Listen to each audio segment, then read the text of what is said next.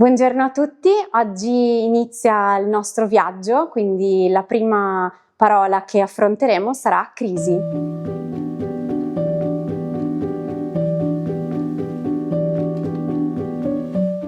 Ci sono dei momenti in cui sembra che tutto si rompa, una porta che sbatte, una speranza che si frantuma, una domanda che non osa più restare sospesa e allora noi diciamo che siamo in crisi, con il peso della paura, del fallimento, del vuoto, però dobbiamo sapere in realtà che la parola che utilizzavano i greci, crisis, non aveva in sé un giudizio negativo. Derivava da crino, che significa in realtà separare, distinguere, scegliere, giudicare. Quindi in origine crisis stava per scelta consapevole, cernita, passaggio. Quindi era un momento di decisione, quello che separa il prima dal dopo, dalla cernita del grano al giudizio della polis. Quindi era un termine che aveva moltissime sfaccettature. Secondo alcuni studi di etimologia storica, crisis deriva proprio da un'antica pratica agricola, cioè la cernita del grano, la separazione del granello buono da quello che magari poteva essere paglia o erbaccia, prima della trebbiatura. Quel gesto fisico è diventato poi concetto, cioè discernere, scegliere, decidere proprio cosa tenere, che cosa scartare. E in epoca classica, crisis era una parola che veniva utilizzata anche nel linguaggio giuridico, significava giudizio, sentenza, decisione proprio di un tribunale. Era la parola che indicava il momento in cui la comunità o il singolo individuo doveva stabilire cosa era giusto, cosa era vero e che cosa meritava di continuare.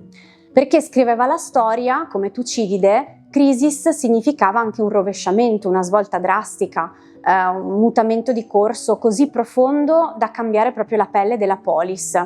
Quindi la crisi non era la caduta, era la decisione che poteva salvare o condannare. Le crisi sappiamo che muovono il mondo e peraltro anche le nostre vite. Se ci pensiamo un attimo, tutte le rivoluzioni, tutte le rinascite hanno in comune una parola, la crisi, cioè il punto di rottura. Quando un popolo insorge contro un tiranno, per esempio, oppure quando una generazione contesta un ordine precostituito, quindi vecchio, quando scopri un'ingiustizia e non la sopporti più. Non è sempre la fine, è il bivio in cui scegli che cosa vuoi diventare. E nelle nostre vite individuali è la stessa cosa, cioè lo stesso punto di partenza, cambiare lavoro, cambiare città, cambiare amici. Tutte queste situazioni ci implicano di decidere e di in qualche modo trovare un'alternativa, riprendersi anche dopo un lutto, lottare per un sogno. In tutte queste situazioni c'è crisis, non come crollo, ma proprio come scelta dolorosa, ahimè, però autentica. Separare ciò che non ci serve per fare spazio a ciò che conta. Crisi, trauma o opportunità?